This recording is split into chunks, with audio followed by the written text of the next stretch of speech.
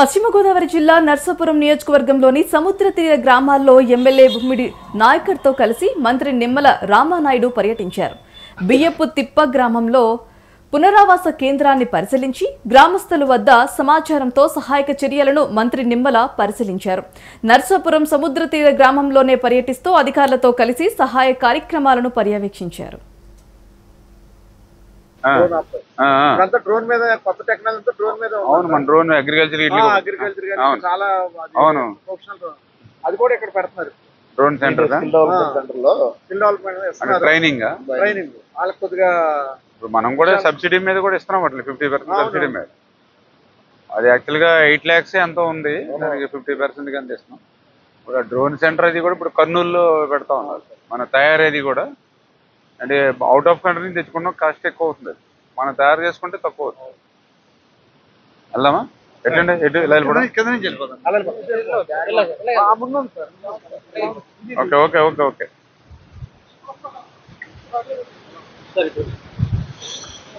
Okay okay ఇక్కడ వేసారు bag, ఎవడ వేసుకున్నాడు జీవితాకి.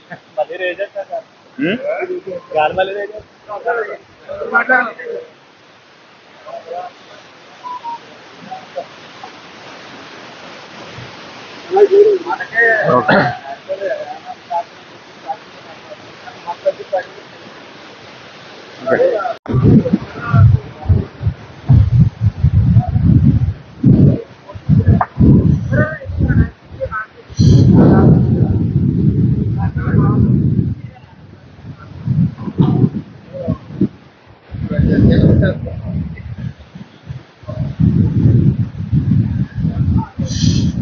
ఈ పడినా పర్లేదు కానీ తలకు తోలితే ఏదైతే తుఫాన్ ప్రభావాన్ని దృష్టిలో పెట్టుకుని గత 2-3 రోజుల నుంచి కూడా మరి గౌరవ ముఖ్యమంత్రి నారా చంద్రబాబు నాయుడు గారు ఎప్పటికప్పుడు అన్ని డిపార్ట్మెంట్లు, irrigation, revenue, police, disaster management, ఇట్లా అన్ని శాఖల్ని కూడా సమన్వయం చేసుకుంటూ గత 3-4 రోజుల నుంచి కూడా ఎక్కడికక్కడ ప్రికాషన్స్ తీసుకుంటూ వచ్చాం. కాబట్టి అంటే అటు రిజర్వాయర్స్ కానీ, ప్రాజెక్టులు కానీ ఏవైతే ఉన్నాయో అవుట్ఫ్లో ఏదైతే ఇన్ఫ్లో ఏదైతే ఉందో అవుట్ఫ్లో ఏదైతే ఉందో క్యాలిక్యులేట్ చేసుకుంటూ క్వశ్చన్ పెట్టుకోవడం. అదేవిధంగా చెరువులు ఏవైతే ఉన్నాయో మరి వాటికి బ్రీచెస్, ఒక చెరువుకి గండి పడితే గొలుసు చెరువులు వరుసగా పడేటువంటి పరిస్థితి, వీటన్నిటిని కూడా ప్రికాషన్స్ తీసుకోవడం.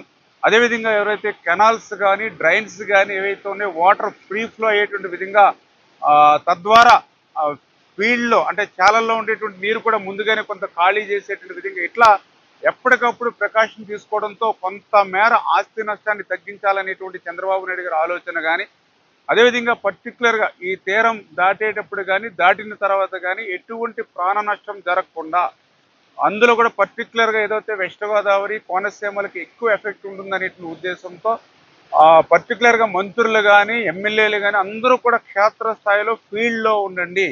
ఎవరైతే ఆ యొక్క గ్రామాల్లో ఉన్నటువంటి పూరిళ్ళలో కానీ, మట్టిళ్ళలో కానీ ఎవరైతే ఉంటున్నారో వాళ్ళందరినీ కూడా పునరావాస శిబిరాలకు తరలించాలి.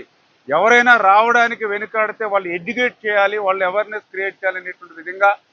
ఎందుకంటే కొన్ని చోట్ల ఇటువంటి తుఫాన్లు చాలా చూసాం.